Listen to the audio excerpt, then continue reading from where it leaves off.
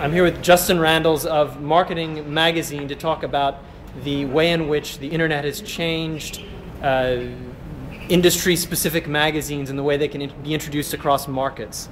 How is your strategy different from what it would have been pre-internet in terms of introducing magazines to different markets? Okay, in the business that we're in, which is niche publishing. Niche publishing. We call it niche business. I mean, trade does have that air of that sort of a lack of editorial integrity. So we prefer to call ourselves niche business.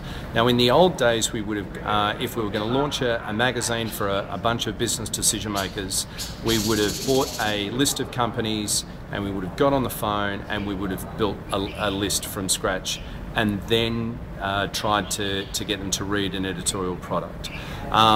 These days, trying to get somebody to hand over their contact details is a lot easier said than done. People are really wary these days about giving out their contact details, particularly their email address. Now, publishing online, first and foremost, helps us to build a brand in a market where we don't have any presence.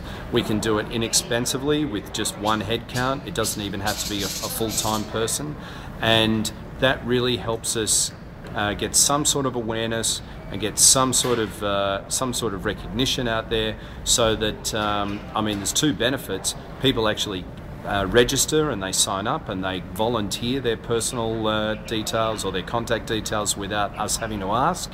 And if we do have to ask, it makes that process a lot easier.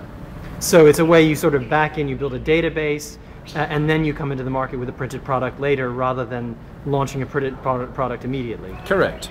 So it's a cheaper process and more interactive. I'm not sure if it's any cheaper. It's definitely cheaper than doing it, and it's definitely more effective than doing it the